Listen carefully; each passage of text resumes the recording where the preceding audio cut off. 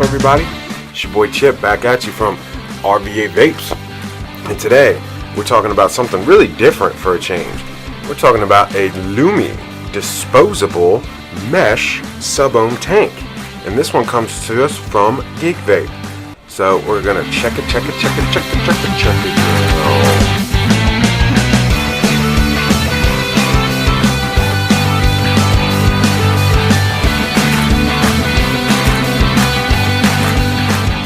Alright everybody, we've got something a little different for you we're going to talk about today. And this is a Lumi tank from our friends at GeekVape. Now this guy is what they're touting as a disposable sub-ohm tank. We're going to see what that means in a minute. So you got your user manual here, and then the tank itself, plus you got a bag with some extra plugs. We'll talk about that in just a second. So what we've got here, guys, is a sub-ohm tank that's majority made of plastic. Okay, mouthpiece is a hard part of the tank itself. It does come with adjustable Cledo style airflow, and there's also some airflow on the bottom here. Now if you look at it, you can see that the coil slotted into the base like that. So this guy actually does not even come apart. Like, you can pull the airflow ring off if you want more airflow, but trying to get the coil out or separate it or any of that stuff is not really what it's designed for. You've got your fill plug in the top there, which is what that one that I was just showing you is a replacement for. And you can see it's got a pretty large fill hole right there. So the idea with this guy is you basically just fill her up and vape it. And once the coil goes bad, you chuck the whole tank. These tanks retail for about, I think, $4 or $5. So it's essentially just like buying a single coil, if you will. So the coil that's in here is a mesh Canthal. It's 0.3 resistance. It says it's good from 30 to 45 watts. Best between 35 and 40. And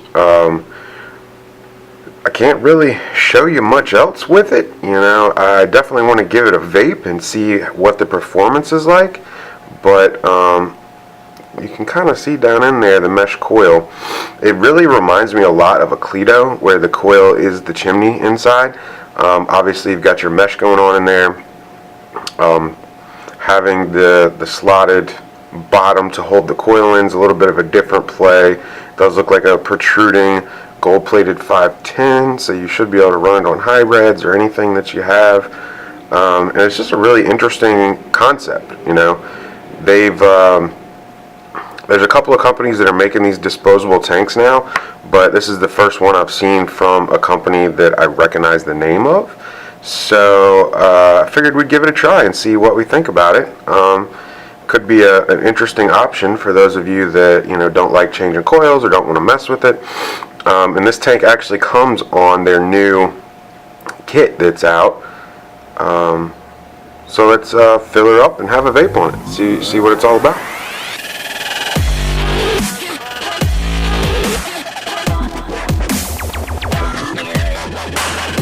Alright guys, so now that you've had an up-close look at it, we're going to pull back, vape on this bad boy, and talk about it a little bit. Obviously the first thing that's most important is this is a disposable tank. So once the coil goes bad, you're supposed to chuck it. From an environmental standpoint, not sure how I feel about that. From a consumer standpoint, I think it is an awesome idea. Reason being is that it's super easy to fill. You know, you just pop that little grommet out, fill it up on top there. It's a PET plastic tank, so you're not going to get any leaching from it. The metal coil itself is completely housed inside, and there's minimal touching of the metal that heats up and the plastic, so I don't think you have to worry about any of that kind of melting plastic scenario. But I'm also excited because this is a 0.3 mesh coil, and this is one of the highest resistance mesh coils we've seen so far. I know they had a 0.4 in the alpha tank. It kind of works, it kind of doesn't, but so far this looks to be pretty legit. As always, from tip to tail, you're looking at 44.3 millimeters, and it's 24 millimeters wide. Now this guy is a 4 milliliter juice capacity. And like we said, it is a mesh tank. I believe it's a Kanthal mesh, if I'm not mistaken. It says KA1, so Kanthal grade 1.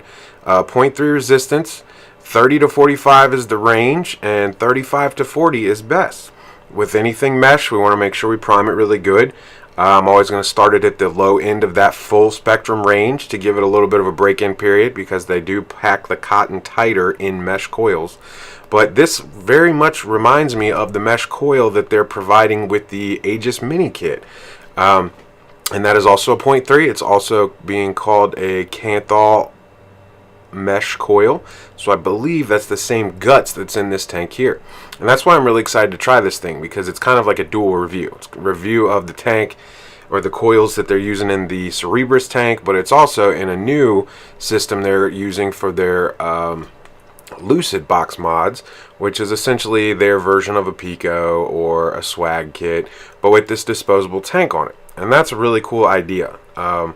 I think it's going to make it much easier for a lot of vapors, especially people switching over from, pod systems or anything like that. But it also is cleaner for those of you that don't like to get messy, don't want juice on your hands, don't have to change coils. You can buy these tanks for, I believe, around $5 each. So it's basically the same price as a coil. You get a whole nother tank.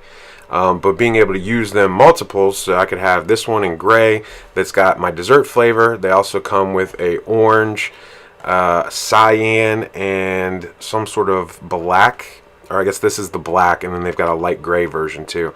But the whole base is your color, so I could have one of these with 4 different flavors, and it only cost me like 20 bucks instead of having to buy multiple tanks.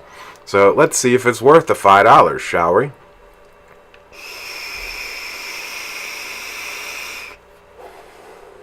Alright, so my first impression of this guy is that for what it is, it's actually pretty well designed, honestly. I primed the coil right down through the mouthpiece there. You can kind of see it, the mesh coil sticking out down there. And I just primed a couple of drops and spun it around, let it soak up for a few minutes, closed off the airflow, did my old school primer puffs, like without pushing the button till the bubbles stopped coming out, and then opened her on up. Now you may notice that it does sit a little weird on here. It's got a little bit of that gap there, and that's because they've got extra airflow down here. So it's not just these 3 holes of airflow, and if that's blocking it off too much for you, I did see I got the extra airflow down there at the bottom. Is the light working with me? There we go, you see that. And it is leaking a little bit, probably because I over primed it, but this plastic ring just literally comes right off. So we tried it with the regular airflow ring. Now we're going to take that ring off and see what it's really all about. I think more than anything, that's just like a leak reservoir, so you won't actually flood the coil. Now I tried to even pull the coil out of there, because you can see how it looks kind of like a Anakin iSub type of setup, but I think it's fused in there, so you can't actually get the coil out, so it is technically disposable. I'm sure somebody will figure out a way to do it without breaking the tank, but I'm not that guy. I'm not that finessey.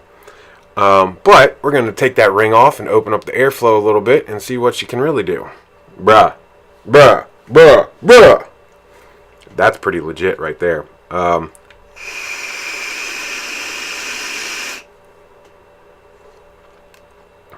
Without the ring, with the ring.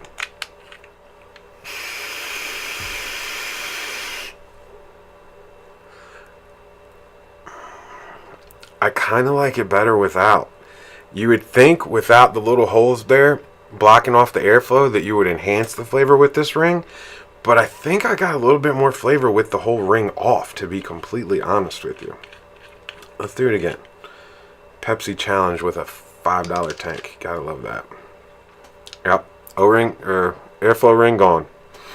So let's talk about the performance on this guy. I showed you the airflow, the venting. I kind of showed you the coil and the up close portion of it, but you can kind of see it a little bit better right there. There we go. If I can get the angle right. So there you go. It's essentially the 0.3 mesh Cerebrus coil built into this plastic tank with the metal housing around it. The same smaller kind of wicking holes. Not huge, but they're adequate, I would say.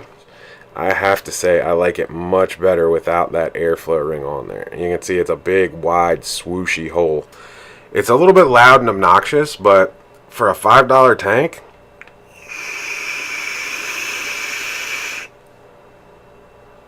it's pretty legit. So I've been running this guy. I filled it up once, ran it all the way down to the bottom. This is my second fill, and I'm trying a new juice, so I'm not sure how bad or good it is on Coils, but I haven't had any issues. You know, no dry hits, very minimal break-in period. All in all, I would really have to give this tank 2 thumbs up. For a $5 disposable sub-ohm tank, this thing hits better than an Atlantis or, you know, any of the first gen sub-ohm tanks because it's a mesh coil. Longevity wise is really the big question mark that I have, because again, it's a plastic disposable tank. So how much effort and R&D are they really putting into this going forward? But for a backup tank or an emergency tank, or even if it comes with the kit, or if you just don't like changing coils, I think this is a solid option for anybody out there. The styling's even not bad. I mean, it's not an ugly tank. It looks cheap because it is cheap. But all in all, I think it's probably well worth $5. Keep an eye out. You'll be seeing these at RVA Vapes real soon. And you can find these at shop.rvavapes.com, right up there. And other than that, I don't really have much else to say. It's a kick-ass $5 tank. So, for those of you at home, thank you for watching. We appreciate you. Tune in every Sunday for new reviews, and make sure you subscribe. We also do a Ask a Vapor segment on the second Tuesday of every month, which is a live Q&A. So bring all of your vape-related questions here the second Tuesday of the month at 7:30 Eastern Standard Time. Thank you, and I bid you adieu. If you want to smoke, that's your business. If you don't, you know where we're at.